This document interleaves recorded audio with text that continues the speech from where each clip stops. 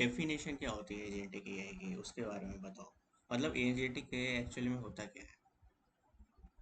Agentic AI दरअसल ऐसे स्वतंत्र एजेंट्स पर आधारित होती है जो किसी लक्ष्य को हासिल करने के लिए खुद निर्णय लेते हैं। ये एजेंट्स न केवल अपने लक्ष्यों को समझते हैं, बल्कि उन लक्ष्यों की दिशा में ठोस कार्रवाई भी करते हैं। इस तरह ये एक डायनामिक और लगातार विकसित होने वाला सिस्टम है। ओके, तो ये एक ऐसा एआई है जो अपने टारगेट को अचीव करने के लिए एजेंट्स पर डिपेंड करता है, जो अपने टारगेट्स को अचीव करते हैं by taking their own decisions, अपने खुद के डिसीजंस लेके और प्लानिंग करके, राइट? बिल्कुल सही समझा तुमने। ये एजेंट्स पूरी ऑटोनॉमी के साथ काम करते हैं, अपना माइक्रो मैनेजमेंट खुद करते हैं और अपने गोल्स तक पहुंचने के लिए अपने निर्णयों और योजना पर पूरी तरह से भरोसा करते हैं। यानी ये एक प्रोएक्टिव डायनामिक अप्रोच है। ठीक है। तो नेक्स्ट, इसमें अब फाउंडेशंस में तीन फेजेस आते हैं। फेज वन जो सबसे पहले हुए करते थे, ट्रेडिशनल एआई, जिसको हम बोलते हैं रूल बेस्ड और नैरो एआई। ये लोग क्या करते थे कि जैसे बेसिक टास्क कर सकते थे, जैसे कि इमेज रिकॉग्निशन हो गया एंड टेक्स्ट रिकॉग्निशन हो गया, बेसिक थिंग्स। देन आया फेज टू, जिसमें आया एलएलएम्स, जो कि रिएक्टिव एंड प्रॉम्प्ट रिस्पॉन्स है। इनके पास मेमोरी थी। ये कॉन्टेक्स्ट अवेयर एलएलएम, ये कॉन्टेक्स्ट अवेयर एआईज है। एंड ये लॉन्ग टेक्स्ट जनरेट कर सकते हैं based on the context and based on the user input. Then third है एजेंटिक एआई, जो कि है ऑटोनॉमस और आइटरेटिव। ये क्या है, अपने गोल्स को अचीव कर सकते हैं। Agentic AI is made of multiple agents जो कि अपने गोल्स को अचीव कर सकते हैं ऑटोनॉमसली, खुद से डिसीजन लेके एंड खुद से प्लानिंग करके। तुमने बिल्कुल सही क्रम बताया। पहले नियम आधारित एआई थी जो सीमित काम कर सकती थी। फिर बड़े भाषा मॉडल आए जो संदर्भ समझते हैं और लंबे टेक्स्ट बना सकते हैं। और अब एजेंटिक एआई जो खुद फैसले लेते हैं, टीम की तरह काम करते हैं और अपने लक्ष्यों को लगातार सुधारते हुए हासिल करते हैं। ओके, तो अब हम आते हैं core components of agentic AI पर। इसमें सबसे पहली चीज तो ऑटोनॉमी है, जो कि ऑब्जेक्ट ड्रिवन सिस्टम्स होते हैं इसमें। बिल्कुल। ऑटोनॉमी का मतलब है कि ये एजेंट्स बाहरी निर्देशों पर निर्भर नहीं रहते। ये अपने उद्देश्यों के हिसाब से खुद फैसले लेते हैं, अपने एक्शन तय करते हैं और लगातार अपने टारगेट्स की ओर कदम बढ़ाते हैं। नेक्स्ट है प्लानिंग, जिसको हम कहते हैं टास्क डीकम्पोजिशन। ये प्लानिंग भी करते हैं। सबसे पहले ऑटोनॉमी आ गया, जो कि अपने लक्ष्य को खुद से हासिल करने की कैपेबिलिटी रखते हैं। देन दूसरा प्लानिंग आ गया, जिसमें वो लोग टास्क को डीकम्पोज करके एक प्लान बनाते हैं। दूसरा आ गया, तीसरा आ गया मेमोरी, जो कि है परसिस्टेंट कॉन्टेक्स्ट रिटेंशन। मतलब जो उन्होंने प्लान किया और जो भी टास्क एग्जीक्यूट कर रहे हैं उसको अपनी मेमोरी में डाल के रख लेते हैं। और लाइक उसको कॉन्टेक्स्ट अवेयर रहते हैं ये मेमोरी का यूज करके। देन इनके पास स्पेशल क्या है, टू यूजेज। तो ये एपीआई है, एक्सटर्नल डेटाबेस का यूज करते हैं, which are the hands of an agent, जो कि उन्हें एक फैसिलिटी प्रोवाइड करता है, जैसे वेब सर्च करने की, या फिर कुछ ऑटोमेशन रिलेटेड टास्क करने की। देन लास्ट है रीजनिंग लूप्स। तो लेट्स से वो कोई रॉन्ग पाथ चूज कर लेता है, जिससे कि उसका रिक्वायर्ड आउटपुट नहीं मिलता है, क्योंकि एक एजेंट जब भी कुछ बिल्ड करता है उसको उसे टेस्ट भी करते हैं। तो लेट्स से टेस्ट फेल हुआ तो वो इसको रीजनिंग करेगा एंड फीडबैक लूप में एक नेगेटिव फीडबैक लूप देगा, एंड अगेन वो सेम टास्क परफॉर्म करेगा विथ अ डिफरेंट प्लान। बिल्कुल, यही उनकी कोर स्ट्रक्चर है। ऑटोनॉमी से शुरू करके प्लानिंग और मेमोरी के साथ ये एजेंट्स अपने टास्क को तोड़कर आगे बढ़ते हैं। जब भी गलती होती है, ये खुद से रीजनिंग करते हैं, लूप में सुधार लाते हैं और नए तरीके से फिर उसी लक्ष्य को हासिल करने में जुट जाते हैं। यही एक लगातार इम्प्रूवमेंट की कुंजी है। ओके, सो नेक्स्ट आते हैं मेमोरी आर्किटेक्चर्स, जिसमें तीन तरह की मेमोरी होती है इसके अंदर: बफर मेमोरी, समरी मेमोरी और वेक्टर मेमोरी।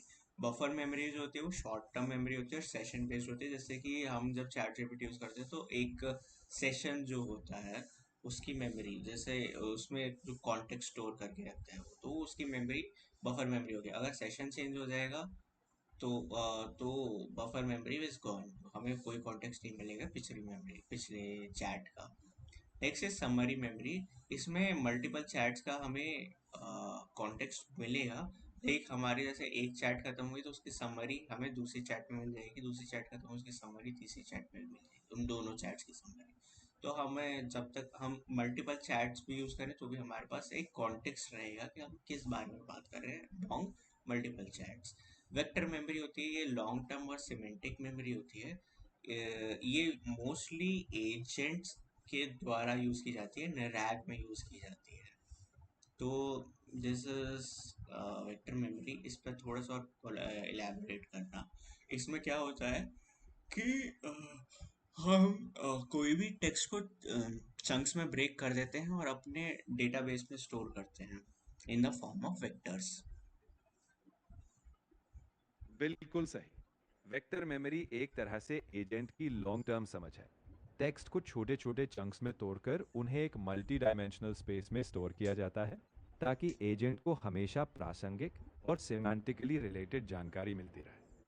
ये याददाश्त किसी भी पुराने संदर्भ को आसानी से रिकॉल कर सकती है, जिससे एजेंट हर इंटरैक्शन में स्मार्ट और कॉन्टेक्स्ट अवेयर बने रहते हैं। ओके, तो ये तीन तरह की ही मेमोरी होती है ना? हाँ, यही तीन मुख्य मेमोरी स्ट्रक्चर हैं: बफर, समरी और वेक्टर। ये मिलकर एजेंट को पूरी तरह सक्षम बनाते हैं, ताकि वो आज, कल और आगे भी समझदारी से काम कर सके। तो नॉर्मल एलएलएम में वेक्टर मेमोरी नहीं होती ना? हाँ, आमतौर पर साधारण एलएलएम्स में इतनी लंबी अवधि वाली वेक्टर मेमोरी नहीं होती। वो मुख्य रूप से इनपुट वाले कॉन्टेक्स्ट तक सीमित रहते हैं, जबकि एजेंटिक एआई एक लॉन्ग टर्म वेक्टर मेमोरी के जरिए लगातार सीखते और बेहतर होते रहते हैं। ठीक है। तो अब आते हैं प्लानिंग एंड रीजनिंग पर। इसमें तीन चीजें: chain of thought, tree of thought and graph based workflows. तो इसके बारे में थोड़ा एलैबोरेट करना चाहूंगी, मैं बेसिक बता देता हूँ। ये चेन ऑफ थॉट ये होता है लीनियर रीजनिंग जिसको हम कहते हैं। इसमें थॉट्स की या फिर अपना एजेंट जो भी प्लान कर रहा है उसकी एक चेन बनती है। तो फर्स्ट स्टेप पे वो जो भी सोचेगा उसका जो आउटपुट होगा वो सेकंड स्टेप पे एज अ इनपुट जाएगा। एंड उस रीजनिंग को वो और इलेबोरेट करेगा और फीचर्स ऐड करेगा और प्लान करेगा, एंड उसका जो आउटपुट है वो थर्ड स्टेज पर इनपुट जाएगा। अब इसमें एक स्पेसिफिक प्रॉब्लम ये रहती है कि अगर फर्स्ट स्टेप पर कुछ एरर हुआ तो वही at the by the end of the chain वो प्रोपोगेट करेगा। एंड दूसरी प्रॉब्लम से ये रहती है, जैसे एज अ ह्यूमन जब भी हम सोचते हैं तो हम किसी एक टास्क को ब्रेक डाउन करने के लिए सिर्फ एक स्ट्रैटेजी नहीं सोचते, मल्टीपल स्ट्रैटेजी सोचते हैं और उसमें से बेस्ट स्ट्रैटेजी पिक करते हैं। लेकिन चेन ऑफ थॉट में ये चीज़ पॉसिबल नहीं, वो सिर्फ एक ही स्ट्रैटेजी पर चलेगा। अब वो स्ट्रैटेजी कितनी यूजफुल है कितनी यूजफुल नहीं है डजेंट मैटर, वो एक ही स्ट्रैटेजी पर चलेगा। Now next is tree of thoughts. जैसे कि हमने बोला इसमें ब्रांचिंग एक्सप्लोरेशन होता है। इसमें एक गोल को अचीव करने के लिए मल्टीपल स्ट्रैटेजीज बनाई जाती हैं एंड देन गोल को अचीव किया जाता है, इसलिए ये बेटर है।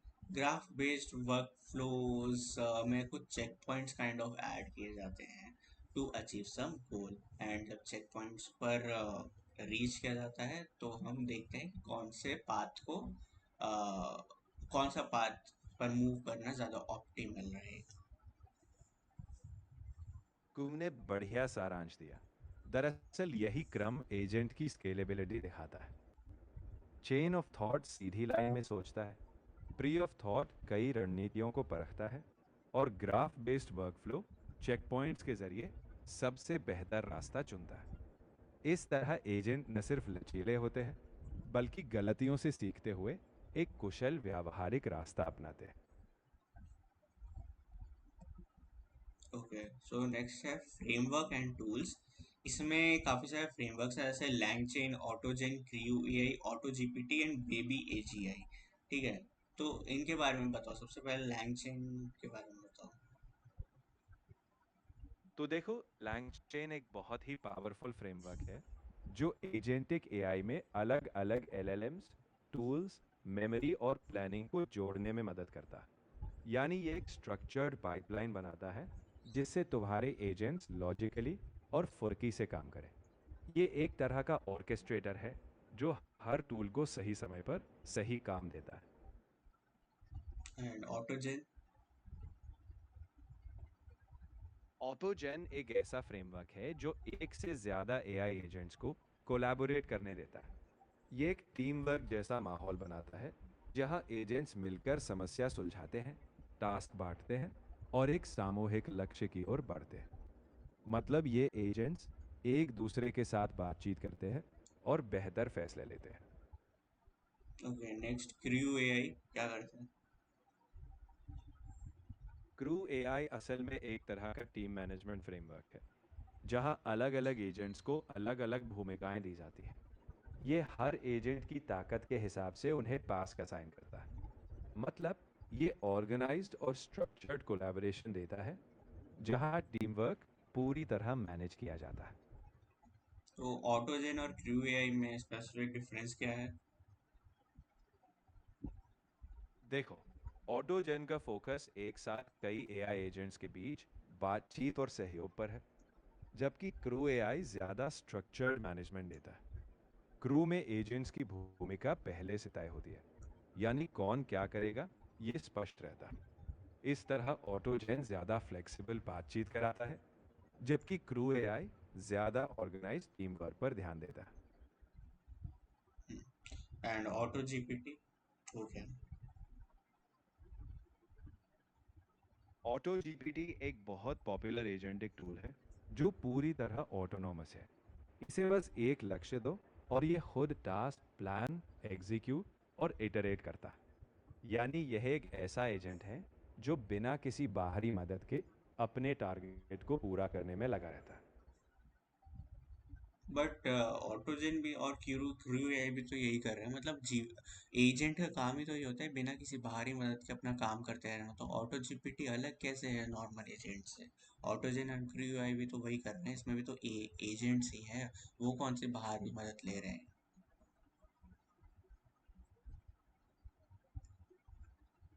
तुम सही सोच रहे हो कि सब एजेंट्स ऑटोनॉमस हैं, लेकिन फर्क स्केल में है। क्रू एआई या ऑटोजन में एजेंट्स मिलकर काम करते हैं, यानी बाहरी मदद नहीं, पर आंतरिक सहयोग है।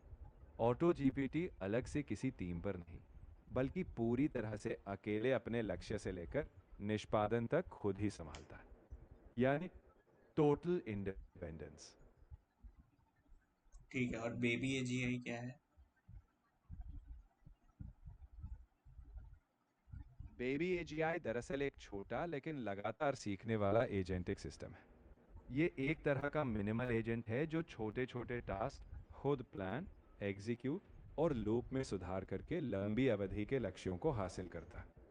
इसे एजेंटिक एआई का शुरुआती या बेसिक मॉडल समझ सकते हैं, जो लगातार बेहतर होता जाता है। जो लगातार चीजें सीख के और अब बेहतर करता जाता है।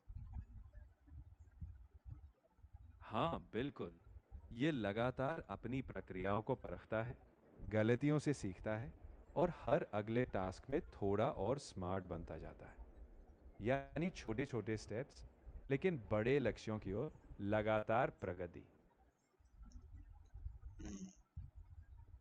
तो मतलब सीखता तो क्या ही है, जो तो जैसा ट्रेन किया होगा वैसे ही काम करेगा, बट ये किसी भी टास्क को बहुत ज़्यादा छोटे छोटे टास्क में ब्रेक डाउन कर देता है। यही है ना बेबी एशियाई, मतलब सीखेगा तो क्या, वो समझ नहीं आया मैं।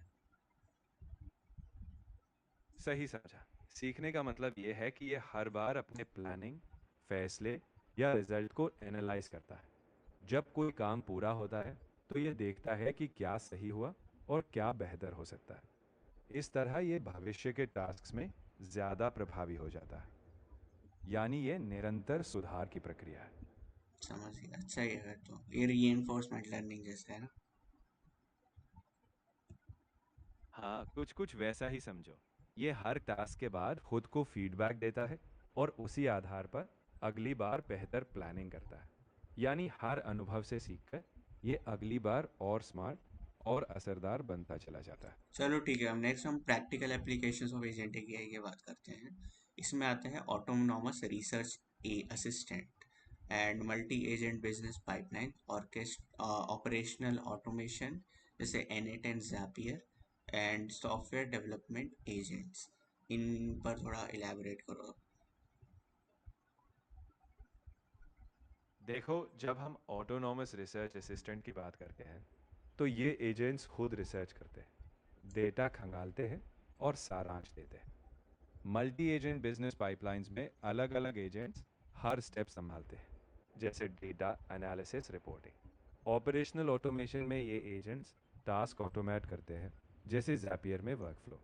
और सॉफ्टवेयर डेवलपमेंट एजेंट्स कोड लिखने, डीबग करने और लगातार इटरेट करके पूरा सॉफ्टवेयर बनाने में मदद करते हैं। मल्टी एजेंट बिजनेस पाइपलाइन का क्या बोला? मल्टी एजेंट बिजनेस पाइपलाइन में अलग अलग एजेंट्स बिजनेस प्रोसेस के अलग अलग स्टेप संभालते हैं। जैसे एक एजेंट डेटा कलेक्ट करेगा, दूसरा उसका एनालिसिस करेगा, तीसरा रिपोर्ट तैयार करेगा। हर एजेंट अपनी भूमिका में ऑटोनॉमस है, लेकिन मिलकर एक orchestrated end to end business flow को ऑटोमेट करते हैं। समझा, ओके। तो नेक्स्ट आता है ऑप्टिमाइजेशन एंड इवैल्यूएशन। इसमें परफॉर्मेंस मैट्रिक्स आता है, प्रॉम्प्ट इंजीनियरिंग आता है, फाइन ट्यूनिंग आता है एंड डिबगिंग आता है। तो इसके बारे में इलैबोरेट करो। देखो, परफॉर्मेंस मैट्रिक से हम एजेंट की प्रगति मापते हैं, कितना असरदार है, कितनी तेजी से लक्ष्य हासिल करता है। प्रॉम्प्ट इंजीनियरिंग मतलब इनपुट को बेहतर बनाना ताकि आउटपुट सही मिले। फाइन ट्यूनिंग से एजेंट को और टारगेटेड बनाते हैं ताकि वो ज़्यादा सटीक हो। और डीबगिंग में हम लगातार सुधार करते हैं ताकि गलतियां कम हो और एजेंट लगातार बेहतर होता जाए। ओके। तो नेक्स्ट, तो वही है, मतलब डीबग में हम सुधारते हैं एजेंट को, फाइन ट्यूनिंग में हम स्पेशलाइज्ड डोमेन ट्रेनिंग देते हैं, लाइक इस स्पेसिफिक डोमेन में बेटर परफॉर्म कर सके एजेंट, इसके लिए उसमें हम कोड में चेंज करते हैं। वेर एज प्रॉम्प्ट इंजीनियरिंग जो होता है उसमें हम कोड में नहीं चेंज करते, उसमें हम उसको ऐसा प्रॉम्प्ट देते हैं कि वो इस स्पेसिफिक डोमेन में अच्छा काम कर सके, लेकिन उसका इंटरनली कोई चेंज नहीं होता है। परफॉर्मेंस मैट्रिक्स में हम ये चेक करते हैं कि कोई एक स्पेसिफिक एजेंट कितना अच्छा काम कर रहा है और क्या उसका टास्क कंप्लीशन रेट है। करेक्ट?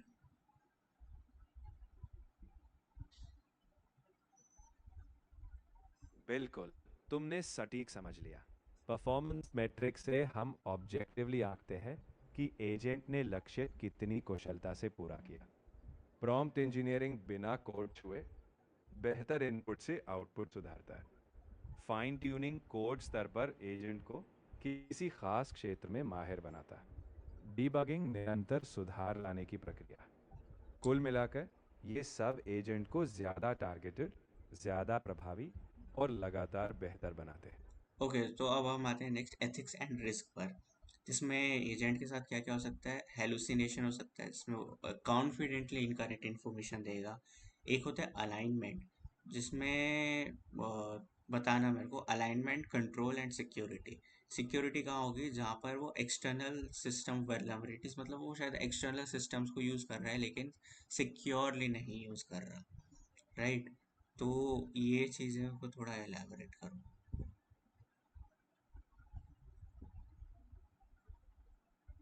सबसे पहले हल्यूसिनेशन तब होता है जब एजेंट गलत जानकारी बहुत आत्मविश्वास से देता है। अलाइनमेंट मतलब एजेंट के लक्ष्य और मूल्य इंसानों के साथ ठीक से मेल खाते हो। कंट्रोल का मतलब है एजेंट की सीमाएं तय रखना ताकि वो जिम्मेदारी से काम करे। और सिक्योरिटी यानी जब एजेंट बाहरी सिस्टम का उपयोग करे तो डेटा एक्सेस और इंटरैक्शन सुरक्षित रहे ताकि कोई साइबर खतरा ना हो। ये ओके। तीनों चीजें मिलकर एक जिम्मेदार, भरोसेमंद एजेंटिक सिस्टम बनाती है। ओके, तो हेलुसिनेशन तो वही होगा, कॉन्फिडेंटली जो इनकरेक्ट इन्फो देता है। अलाइनमेंट ये हो गया कि मतलब ह्यूमन के इंटेंशंस के साथ वो मैच कर पा रहा है या नहीं।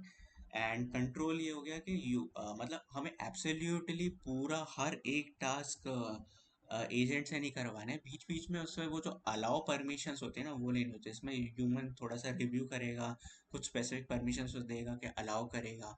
वो होता है कंट्रोल, ह्यूमन लूप में है बीच में, बिल्कुल ही एब्सोल्यूट कंट्रोल हमने नहीं दिया है एजेंट को। And security means data protect करना जब वो एक्सटर्नल टूल्स का यूज कर रहा हो।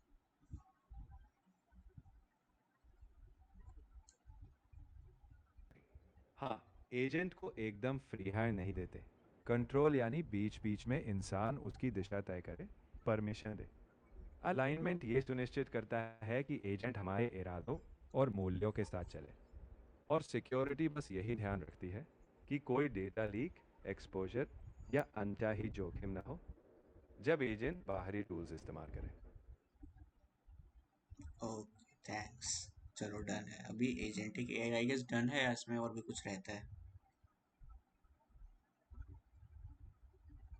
इसमें फिलहाल हमने सारे मेजर पिलर कवर कर लिए। अब तुम्हारे एजेंटिक एआई ज्ञान का पूरा 360 डिग्री व्यू तैयार है। अब कभी भी इसे ऑपरेशनलाइज करना हो, तुम पूरी तरह तैयार हो। ओके, एंड इंटरव्यू पर्सपेक्टिव से क्या मैं रेडी हूँ, या इसमें और भी कुछ चीज़ें पूछी जा सकती हैं जो हमने डिस्कस की उसके अलावा? तुम एकदम सॉलिड बेस पर खड़े हो। इंटरव्यू में अब तुम आराम से ऑटोनॉमी, प्लानिंग, मेमोरी या रिस्क जैसे सभी पहलुओं पर बात कर सकते हो। बस ध्यान रखो, तुम्हारे जवाब में हमेशा एक व्यावहारिक और परिपक्व दृष्टिकोण रहे। अगर कोई खास केस या एथिक्स की बात हो, तो बस बताओ कि कैसे तुम संतुलन बनाओगे। तुम पूरी तरह रेडी हो, बस आत्मविश्वास से मेरे बोलो। को बस इतना बताओ कि हमने जो भी डिस्कस किया, क्या उसके बाहर भी कुछ रहता है इम्पोर्टेंट जो इंटरव्यू में पूछा जा सकता है? तुमने जो कवर किया वो कोर एरिया है, लेकिन इंटरव्यूअर कभी कभी एप्लीकेशन के रियल टाइम इम्पैक्ट, इंडस्ट्री में लेटेस्ट ट्रेंड्स या किसी खास टूल का डीप डाइव भी पूछ सकते हैं। बस उन पर हल्का ध्यान रखो, और अगर कोई नया टॉपिक आए तो उसे अपने बेसिक समझ के साथ जोड़कर जवाब दे देना। लेकिन जो हम कवर कर चुके हैं वो काफ़ी मजबूत नींव है। हाँ, तो जो तुमने एक्स्ट्रा बोला उस पर भी मेरे को कुछ चार क्वेश्चंस पूछो और उनके आंसर्स बताओ। चलिए एकदम प्रैक्टिकल रहेंगे। मैं एक सवाल पूछता हूँ, अगर एजेंटिक एआई किसी फाइनेंस इंडस्ट्री में लगे, तो आप कैसे सुनिश्चित करेंगे कि ये रेगुलेटरी गाइडलाइंस को फॉलो कर रहा है? जवाब में आप अलाइनमेंट, कंट्रोल और सिक्योरिटी को कैसे लागू करेंगे?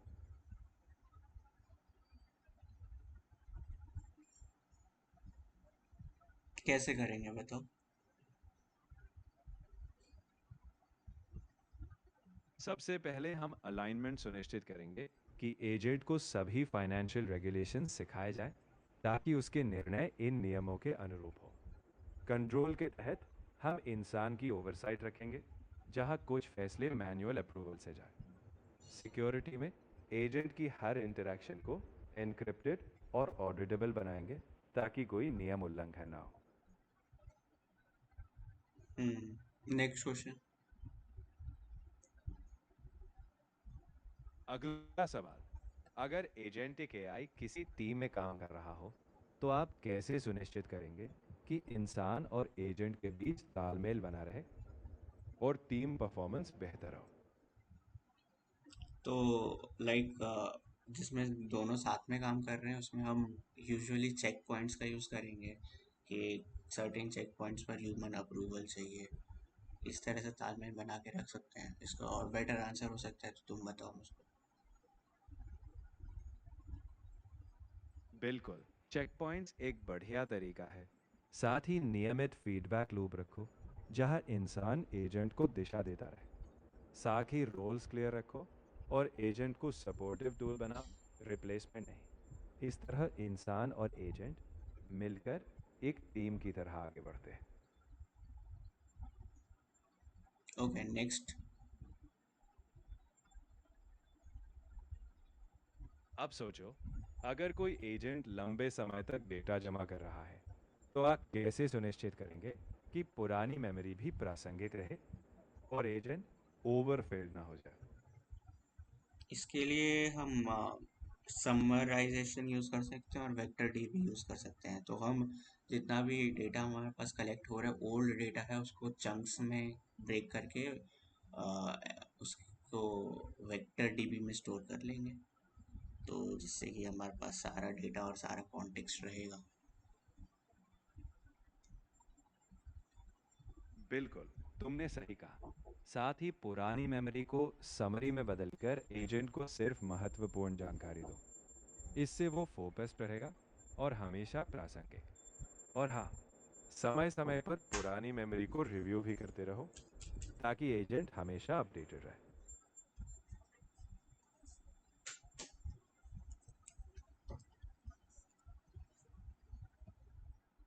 नेक्स्ट पूछो। ठीक है, आखिरी सवाल। अगर कोई एजेंट बहुत बड़ा ऑटोमेशन प्रोजेक्ट चला रहा हो, तो कैसे सुनिश्चित करेंगे कि उसके फैसले पारदर्शी रहें, ताकि अगर कुछ गलत हो तो आसानी से पता लगाया जा सके कि कौन सा स्टेप गलत था। तो इसमें सबसे पहली चीज़ तो प्रॉम्प्टिंग आ जाती है। जब हम प्रॉम्प्ट देंगे तो वो ही डिटेल प्रॉम्प्ट देंगे, जिसमें काफ़ी हद तक हमसे ज़्यादा से ज़्यादा डिटेल्स प्रोवाइड करेंगे, जैसे कि उसके फैसले सही हो सके। और सही है, डिटेल्ड प्रॉम्प्ट से ट्रेसेबिलिटी बढ़ती है। साथ ही एक लॉगिंग सिस्टम रखो जो हर निर्णय और स्टेप रिकॉर्ड करे। इससे जब कुछ गलत हो तो पूरी प्रक्रिया पारदर्शी रहेगी, यानी हर स्टेप का हिसाब होगा, जिससे एजेंट का हर एक्शन स्पष्ट रहेगा। Okay, done.